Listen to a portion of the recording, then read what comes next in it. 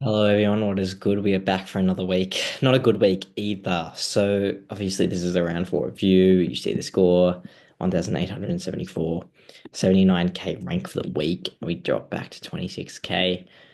Look, the benefit is we haven't wasted a heap of trades. We've actually still used six of the possible nine so far, so that's still quite a decent bit. But yeah, I'm actually not really sure why the team did so bad this week, to be honest. Like, looking at it, it's actually not that bad. Like, it's not like we traded Sheasel or we traded Horn Francis because they both popped off. But look, it is what it is. We'll go through it. So Zorko, I mean, yeah, Zorko didn't do as well as you would have wanted, 94. Apparently, he may have gotten a little bit of tension put into him. I didn't see the game though, so I'm not really too sure. Sheasel, yeah, off half back now, looked really good. And to be honest, that's where you've got to play him. Like, he's just a better half back than he is anywhere off the ground. Like, other touches cheap, like maybe a little bit, but to be honest, he just has more effect back there than he does anywhere else on the ground. And like, I see this bloke, Kane Corns, like saying, like, oh, the touches are junk, move him to the half forward line or move him into the midfield or something. Like, seriously, like, so annoying. Like, why do we keep giving this bloke an opinion? I'm very glad that he stopped being on Channel 9 and now he's moved to Channel 7 because I quite enjoy watching the Sunday Footy Show on Channel 9. At least a few of the clips they post to YouTube sometimes, you know? And so it's good he's not on there anymore, so I don't have to listen to him. I don't really ever watch Channel 7, to be honest. Like, they don't even have the footy on there anymore on Friday or Saturday. So it's good, to be honest. So I don't even have to listen to his opinions anymore. It just popped up randomly on, like, my Instagram feed yesterday when I was scrolling. Kane Corn's just talking about, oh, Harry Sheashal's hustlers junk. Like, seriously, like, give me a spell. I don't want to hear this bloke anymore. I might unfollow their page if they keep posting him. But anyway, good game from him. I mean, he had what, 10 touches halfway through the first quarter. But yeah, I mean, keep playing him there. I think they need to be honest. Like, yeah, to me, he looked good back there. Even once Sullivan comes back and everything, his best position is back. Just play him in his best position. He was out of form playing in midfield and forward. You know, like maybe he's gotten back into form a bit now. I would just keep playing him there. He's better there. He just is. Even if the touches don't have as much impact, because he's having so many more, it outweighs what he did in the midfield and forward line. Max Holmes, look, so we traded him in last week. Obviously not the best score, but to be honest, he got a hard tag the whole game from Tom Sparrow. I don't think I've ever seen Tom Sparrow tag anyone that hard before. I don't think I've ever seen anyone on Melbourne tag another player that hard before. And it just happened the week I got this bloke in. Very unlucky, very unlucky. Look, he still fought through it. 72. I mean, he got tagged by Windhager the week before and he got a 91. So I was like, he still can fight through tags. I think because this game was kind of like pretty much done, Geelong were up by so much, he kind of stopped trying in the second half. I feel like I didn't really watch the second half, to be honest. I only watched the first half. I think he was on about 46 at halftime, so on track for about a 90. But then, yeah, probably just stopped trying. Was just like, look, I'm going to get tagged. I'm going to get tagged. I mean, Sparrow himself had five touches. Holmes had 17 still. So, look, not too bad. He's still good. I'm still happy with him for the year and everything. Shouldn't get tagged this week against Adelaide. Look, if Finn McGuinness tags him, I'm going to be surprised. Like, who did Finn McGuinness tag the other week? Oh, Callahan, didn't he? Maybe he does. Carlton, maybe he goes to him. But yeah, I mean, like the thing is, Tom Sparrow sacrificed his whole game to tag Max Holmes. He had five touches, basically being around the ball the whole game. Like, why would you possibly do that? Like, ridiculous. Like, of course, Melbourne end up doing that and end up keep losing. Like, I think they highlighted it on the Sunday Footy Show. You know, Melbourne played with one less forward the whole game because Sparrow would drift up from the half forward line right to Holmes after the first centre clearance, after the first centre bounce restarted basically. Just ridiculous, ridiculous. And they played with one less forward the whole game. No wonder they can't kick more than five goals or whatever it was. Like ridiculous. Robert 77. Yeah, Riley Bice looks like he's got all of his kickouts, all of his roll and everything. Looking a bit concerning for him, not gonna lie. I didn't really even see him that much. I think what did I watch of this game? Yeah, the first half of that North Melbourne Sydney game. And as you can see, I don't have Riley Bice. So a very bad miss.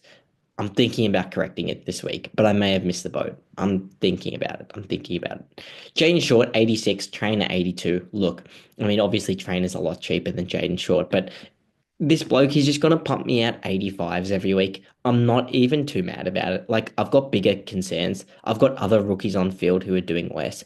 I'm just gonna keep him here. He's not really gonna drop in price. Like he's dropped a little bit, 427K now. He's not really going to drop below 400K though, unless he has a really bad game. And hopefully at some point he has a really good game. I mean, I guess St Kilda was that chance, and he still only scored 89. But look, at the end of the day, I'm fine with keeping him for the foreseeable future. If he has a really bad game and he's going to plummet below 400K, yeah, I'll trade him out. But right now, he's fine.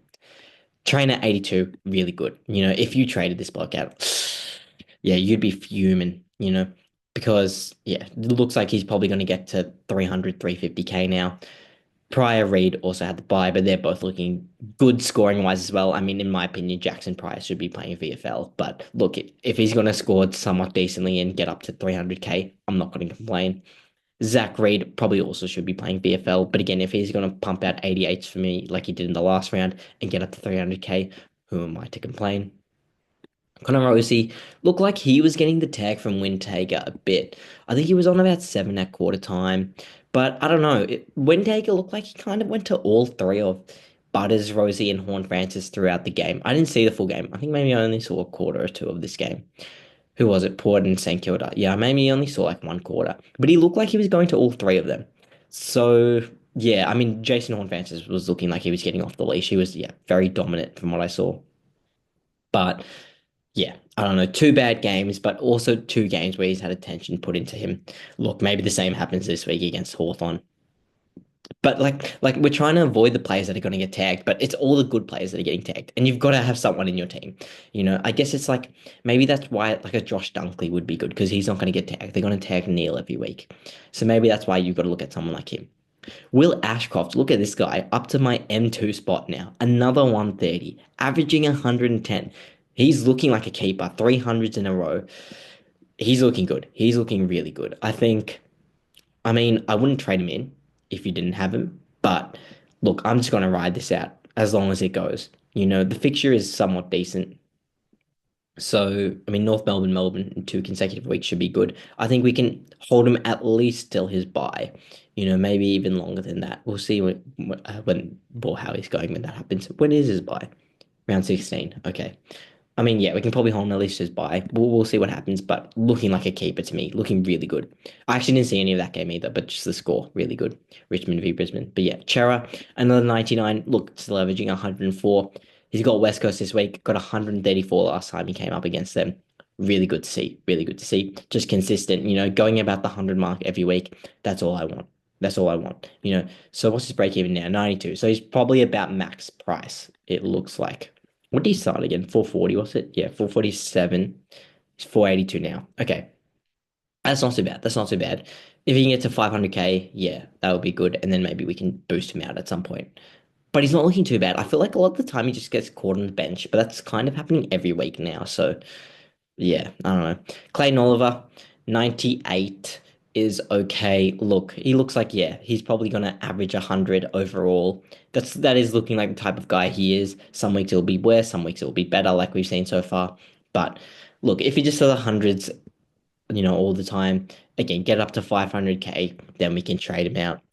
O'Driscoll, 46. Look, the thing is, like, what's his break even now? 36, so it's still pretty low, but he is going to have an increased break even after his next game, where again that 104 goes out of his system most likely. And the thing is, he got injured, so he rolled his ankle. But to be honest, he didn't even look that good in this game. And he's got Richmond this week, so that might be the reason I choose to hold. And Melbourne the week after. I'm not even sure if he's going to miss any games. If he misses games though, if he misses this week, he's probably gone for me. Not because I want to trade him, but just because of people that have got to get in, i.e. Riley Bice. But Levi Ashcroft, 87. Yeah, again, didn't see this game, but good score. Happy to see that, averaging about 70. So happy with that. Again, should probably get up to 400K. So provided he doesn't get injured. All those sub games, of course, he could get subbed. So that's very real as well. I mean, he only had 36 the week before. So we'll see. If he gets up to 350K, can't complain either. Max Hall, 56 is not the worst. I mean, what's his break even at now? Yeah, negative 90. Okay, still negative. So we're absolutely fine with this pick. So yeah, should hopefully get up to 300K. Should hopefully do that. Henderson, what's his break even looking like? 29. Oh, wow. So it's positive now.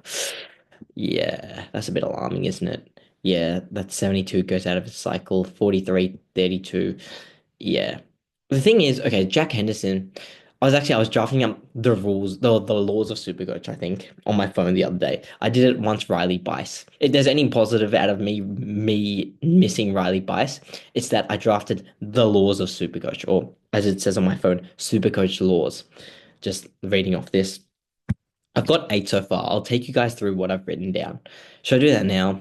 I guess I should. No time like the present. Because yeah, I've been meaning to this for a while, just write down some of my rules and guidelines of playing Super Coach and everything of what's best to do. Because a lot of the time it's strategy. It's a mental game more than anything, you know. So I'll take you guys through my eight laws I've got written down so far. These aren't set in stone. Again, I just drafted it briefly yesterday. Some I might take out, some I might add in. Well, there's some I might add in. But yeah, my number one law. Well, these also aren't in any order. It's just as I thought about them. So the number one, the first one I've got written down, saving trades is key. It really is. It comes back every single year. You get to the last five rounds of the season and you're like, I've got zero trades left. Or you're like, I've got two trades left and I've got three injuries. It happens like every year. You need to save trades. You know, at this early start of the season, and this was my mentality last week with not getting in Riley Bice, is I would rather no trade than a bad trade. Like people that traded in Bailey Humphrey last week, like you'd be seething. Like people think he's going to go up to 200K, or to 450K or something. I don't think he is. Like, what's his break even? His break even's already 18. He's going to have this 111 game going out of his system. Although, again, yeah, he does have these two easier games, North Melbourne and Richmond. Maybe he does go up to 450K. I mean, he had a 51K jump this week. So maybe he does.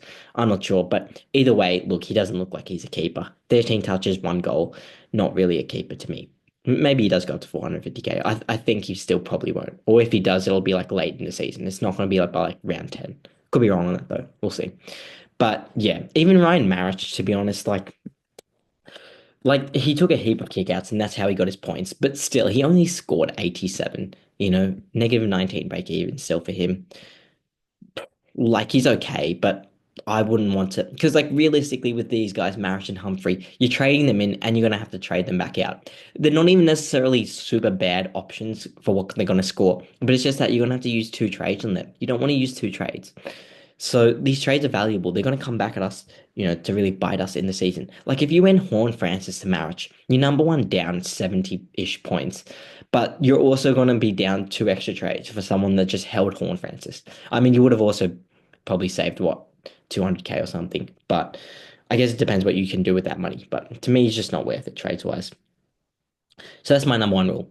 Saving trades is key. Number two, I'll try to go through these relatively quickly. But yeah, players changing clubs that are mid prices can be good, but only when they have shown consistent premium level scoring in the past. Example, Jack McRae, Caleb Daniel, those are good players to pick, mid prices to pick. They've shown that premium scoring in the past.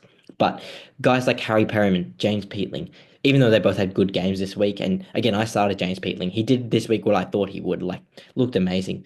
But well, I didn't watch that game, but the score anyway, he did really well, and that's what I thought he would do. But anyway, yeah, those guys like they've never shown consistent premium level scoring, so they're not the mid prices you want, especially at new clubs. So yeah, then number three, the mid prices I should pick are those that are underpriced, not basically not picking the breakout ones, which I'll get onto in a bit. But yeah, you don't want mid prices. Well, you want mid prices that are underpriced compared to past seasons for a specific reason. Usually like injury, either they had injury affected games the year before, so they're at a discount. Maybe they got injured early in a few games, so their price is heavily discounted from what they would usually be if they played full games. Or they played less than 10 games, so they've got a bit of a discount, like Bailey Smith, who was 389K this year when he would normally be like 500K or 450K or whatever. So my number four rule, do not be reactionary after only one game. You really need at least a minimum of two games to see stuff. And again, the good thing about Supercoach is we have two games before prices change, so I think that's okay. And you've got to especially consider stuff like how much someone's team won by. If they win by 60 points or 100 points, obviously they're most likely going to score well. Something like Finn Callahan in round zero scored 148 or whatever it was, 144. And it's like now he's not going that well. Like he scored a 70 yesterday against West Coast. Like if you traded in Finn Callahan, you'd be angry. You'd be angry. He dropped 19K. He's back to where he started. He's got 137 break even this week. He's probably got a Copper Marcus Windhager tag. Like yeah. You'd be livid if you traded this guy in. Luckily, I didn't. He's put out 55 and 72 the last 2 weeks. So, yeah, that's why, again, you don't want to be reactionary after just one game, even two games. This Collingwood game, again, they won. They easily smashed Collingwood. You don't want to be too reactionary after games like that. And if someone's team loses by a lot, then you probably don't even want to pick them, at the start of the season, because that's usually an indicator their team is going to be bad if they lose by a lot at the start of the season. Sometimes it might not be the case, but usually it is. Like Richmond last year against Gold Coast, they just got pummeled by like 60 points or something like that. And that was a pretty clear indicator Richmond was going to be bad for the full year, and they were. So if their team loses by a lot in the first few rounds, don't pick them. Just again, if they're a rookie, probably okay, but if they're a premium, probably not, because it's just so hard to score when your team's getting scored against so heavily. Okay, next thing, number five, try not to pick players on a breakout, just because picking players on a breakout is so difficult. And again, like the optimal strategy for Supercoach is always mid-price madness, because again, those players have so much upside and value, but it's just not really practical to use that strategy because it's so hard to nail a mid-pricer. Like you just need a combination of like being in a good team, having a good role, natural improvement, like just making sure you get all of those down is so difficult. Like someone like Hugo Garcia, we thought he was going to have a good role. We thought he's naturally improved. And the team is actually looking all right, St Kilda, but it's like he was sub one game. Maybe the centre bounces aren't fully there. It's really difficult to pick these mid prices. You would much rather pick someone off an injury that's had past premium level scoring, or just had a really bad year for whatever reason. And yeah, has had past premium level scoring, like a Jordan Dawson. Jordan Dawson would have been a really good pick this year. So that's number five. Then number six, if you're picking someone really over 200K or over 210K, really someone that's not a rookie, then, and especially if you're trading them in, you are picking them for their scoring. Do not pick them for their cash. Like Bailey Humphrey, again, the guy might get to like 350K and max out, like legit. He might only make 100K for you. Not a good guy to just put in just for his cash. Get a rookie for their cash. If you're getting Bailey Humphrey, you hopefully got him because you're thinking he's going to be, an F6 or an F7 later in the year, because, or at least has potential to do that. Because otherwise, it's just like you're wasting trades, and going back to rule number one, again, you want to save your trades.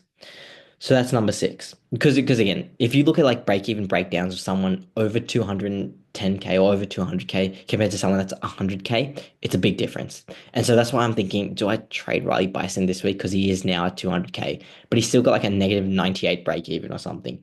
And he's looking like he'll probably average 85, 90 from here on in and probably get up to 400K. So I'm like, he'll still make 200K for me. So I'm like, that's why it might be worth it.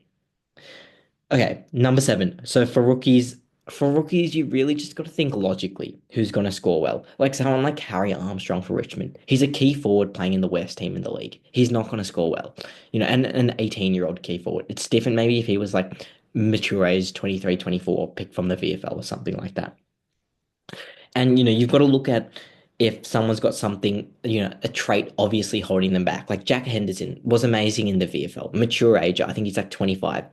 But it's just pretty clear, his size holds him back a lot from doing what he did in the VFL to the AFL. It's really probably those skilled players that can transition from the VFL to the AFL that lack size, like someone like a Caleb Daniel. Well, Caleb Daniel was picked when he was 18, but he's just highly skilled. Jack Henderson is really skilled as well, but he does rely more on like just being really strong and burst and explosive, which he did manage to do at VFL, but just not at AFL, just because of size. Like I think he's listed at 177 centimeters or something. I think he's more like 168, to be honest. Like you look at him on screen, he looks tiny compared to everyone else. And again, like props to him, he's still in the AFL and everything, but it's just like, yeah, not gonna score that well. I shouldn't have traded him in. Just you got to look at the obvious setbacks. So, I mean, even key position players, just not good picks really in general for Supercoach, obviously. Like someone like Aiden Johnson for Melbourne. I mean, he's been dropped now, but again, key forward. He was getting a bit of ruck time, but probably just don't want to really pick someone like that. Someone like Riley Bice, halfback. Halfbacks are the ones that are dominating the Supercoach game right now. Easy, cheap ball, damaging by foot. Those are the guys you want. Riley Bice, clearly, mature age, he's what, like 25 or whatever. Yeah, it was clear in hindsight, and I mean, it's clear right now. You just kind of got to have the guy, unless he gets stopped by an injury. He's going to rock it up in price.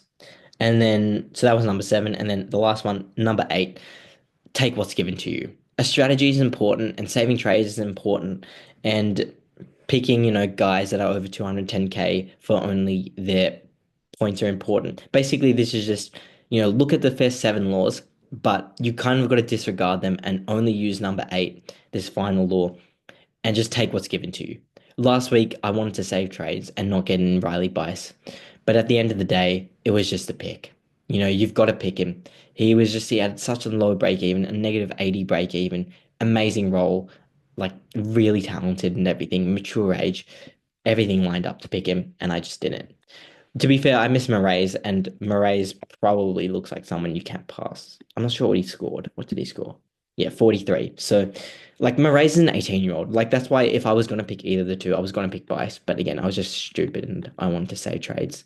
And now I'm going to have to rectify it this week. So, I mean, if you chose Moraes over Bice, you're probably also going to have to rectify it this week and trade someone else out for Bice because I think Bice is looking like a must-have.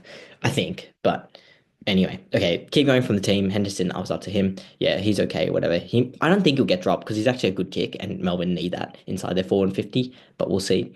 Lindsay, Sardis both didn't play. Should hopefully both be back this week. Kemper Reality. I mean, Colton is 0 and 4. Bring this boy back, like seriously.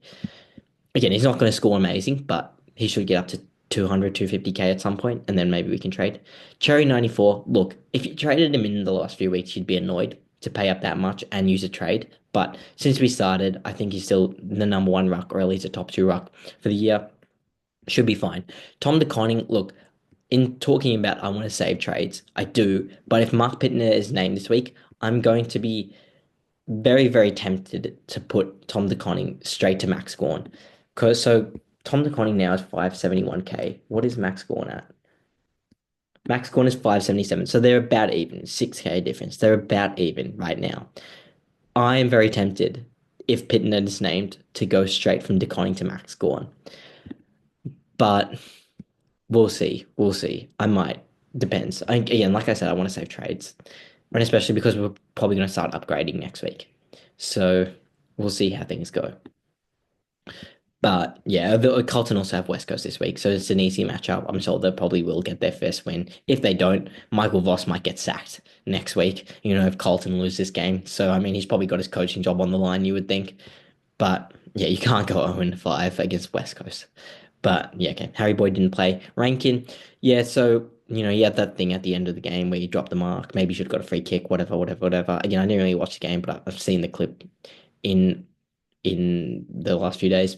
So yeah, whatever. He's fine, I think. Apparently, maybe there was a little bit of an injury concern, but he's fine. He's a top six forward. McRae, I put the captaincy on him.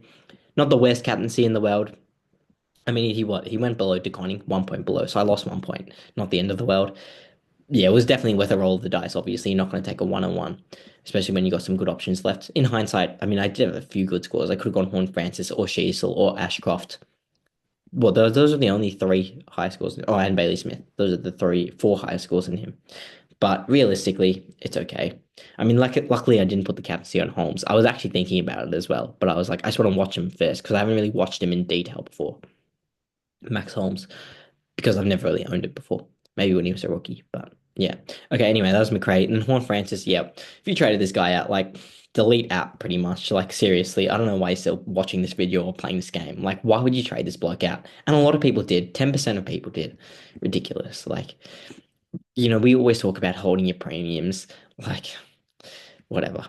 Okay, Bailey Smith, 108. So yeah, I mean everyone knows he's a must-have. If you don't have him, again, why are you watching this video?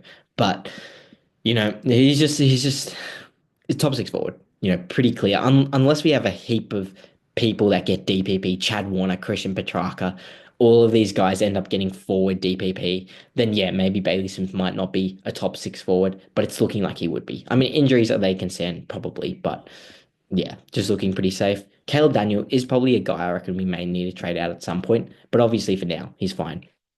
Like I've mentioned before, ability wise, he's 100% a VFL player, but he brings the leadership.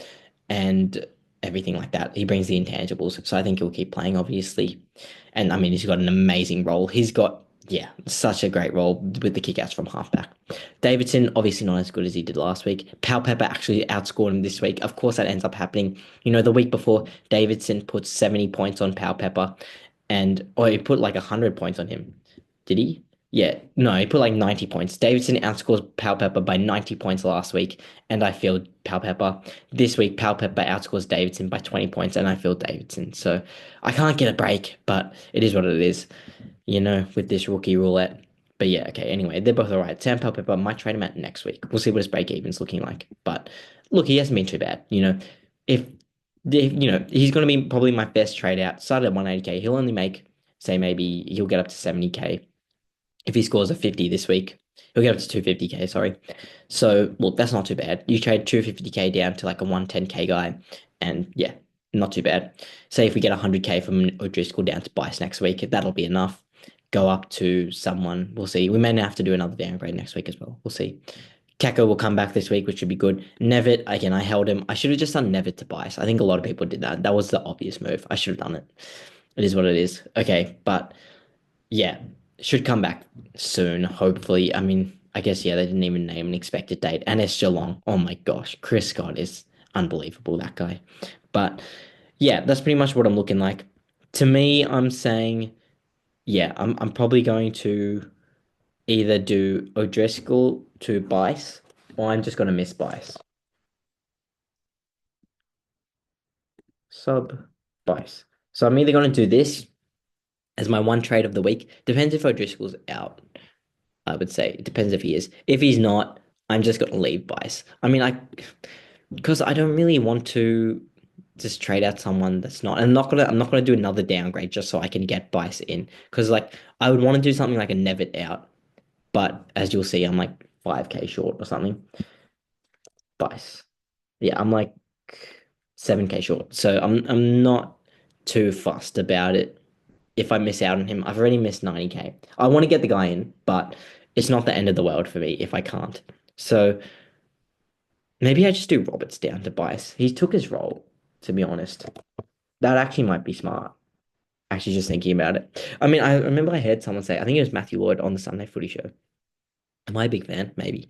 But of the Sunday Footy Show. But yeah, I mean, they were saying Collingwood might need to put someone on Bice this week. He was that good. And yeah, he was really good. I mean, had what, 26 touches and 15 marks. Crazy. Maybe I just do this. I mean, he took his role and I make 287k. Maybe I just do that. Seeing that, I'm actually low key thinking about that. And that means I can also do my first upgrade this week, which could maybe be he's still got a negative break even. Henderson, if I traded him, can I get Stewart at that price? No, I think Stewart's a little bit more expensive. 483. What is Briggsy at? I think he'd be at too much as well. Briggs is at 473. Oh. There are a few good premiums that are discounted right now because of injury games. Tom Stewart is going to go down, and Henderson will probably go up a little bit. I might do. I might just do this actually, to be honest. He took his role.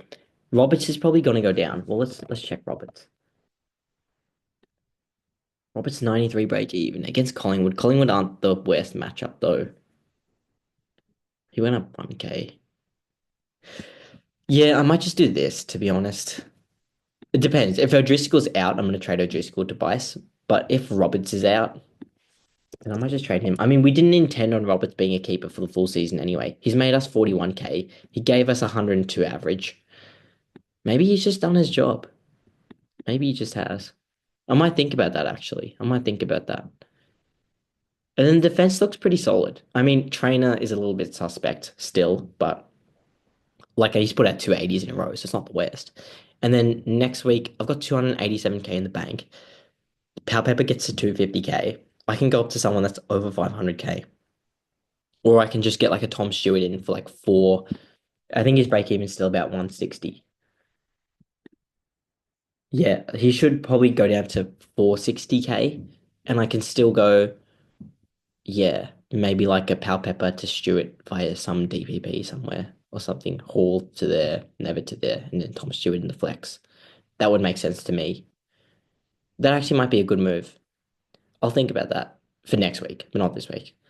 Unless there is anyone else that's heavily discounted right now. Because again, I want people with past premium level scoring. It's too difficult to pick breakouts. It's great when it happens, but it's too difficult. Daniel Rioli, but again, no past premium scoring. Let's just check price wise. Let's do it by price. Is there anyone like 480k, which is what I could do right now? Under 480k. Oh, 460k rather, it was. Not really. No real premiums up here. Like again, even a guy like Matt Rowell. I mean, Matt Rowell's kind of got premium scoring from last year, but he wasn't even consistent for a full year. Like you'd be annoyed if you traded him in. Like he's good, but 74. Like just I just wouldn't trade him in. Again, I kind of did well with Matt Rowell last year because I traded him in after round one. I still held him for like 120 average, and then I traded him out once he started performing bad. Like if we go back to last year, I think yeah, I missed this Richmond game. Oh, and actually I missed the Adelaide game. Yeah, I missed the first two games, but then I traded him in here. So I got him from this Bulldogs game up until I think I traded him out as his buy. So I had him for this period, which isn't too bad. Well, actually, I don't know what he averaged there, but it was probably maybe around 110, 115, maybe. Maybe not 120. But yeah, like I missed this bad patch. We went 80, 70, 60, 50, 97. He ended the year actually okay, didn't he? But I mean, like that's the thing. Players have form slumps. They have parts where they're in really good form. It is what it is. I'm actually pretty happy with this team. We're going into best 22 again this week. Hopefully, I mean, if Never doesn't play, that's a pretty easy sub. We'll just put Sardis on there, Lindsay on there. Pal Pepper, can I do any DPP here? We might not even want Max Hall on field. I might just do Pal Pepper on for Max Hall. Well, I don't know. Pal Pepper's so inconsistent. He's like actually a good player. Against Hawthorn, though, actually is a tough matchup. We might put Kako in on instead then. Captaincy wise this week, Zorko. Again, I want to say trades. You guys know that, but okay, anyway. Zorko against Western Bulldogs, probably not. I think I think all these Adelaide ovals are relatively small. I'm not exactly sure. But does that help or hinder Dane Zorko? I'm not sure. Probably hinders, because I'm assuming outside players would like it more uncontested. Yeah, and bigger grounds.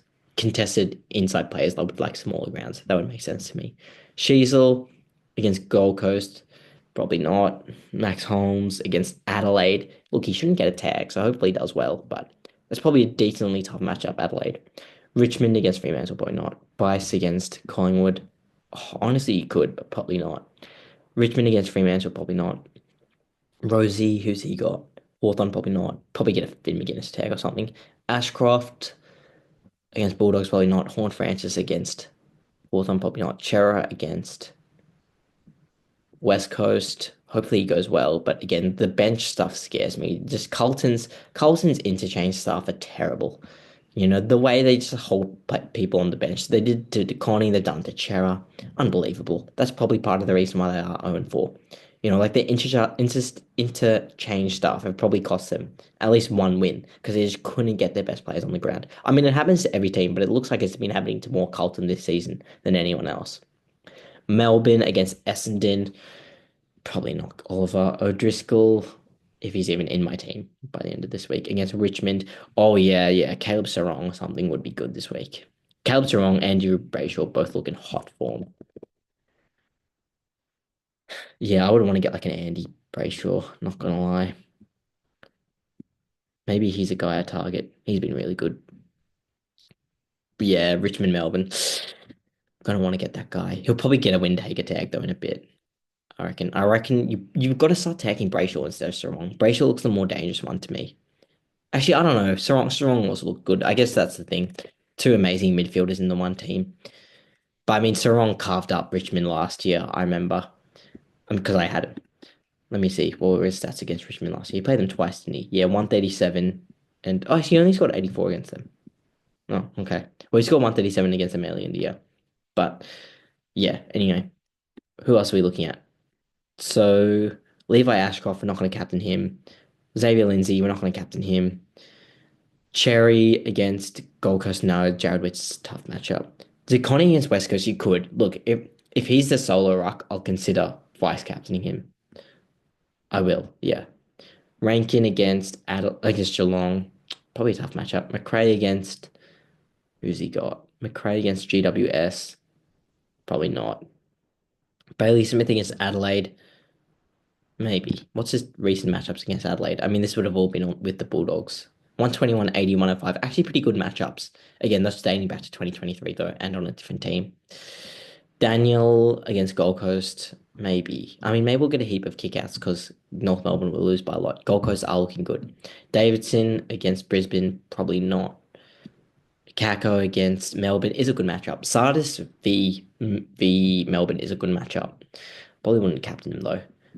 So, in my opinion, I'm actually a bit tied here. I reckon I'll go DeConning captain, vice captain again. I think I've gone DeConning vice captain every single week so far. I mean, how many times has it worked out? It's worked out twice, to be fair. Hasn't worked out the other two times.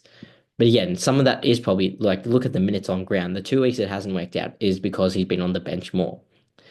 I don't know if it's 30 points worth an extra 5 or 6 minutes on the bench, but I mean that's probably in clutch time, so in fourth quarter. So maybe it is. I don't know.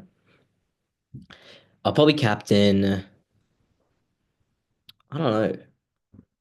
If Cecil plays back, I wouldn't mind captaining him. Oh, actually, those two games are too close together time-wise, though. Maybe it's just a Zorko captain.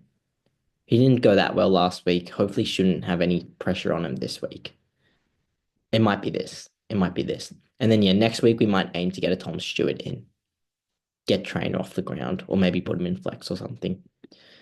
And then the week after that, we'll just be able to upgrade really easy.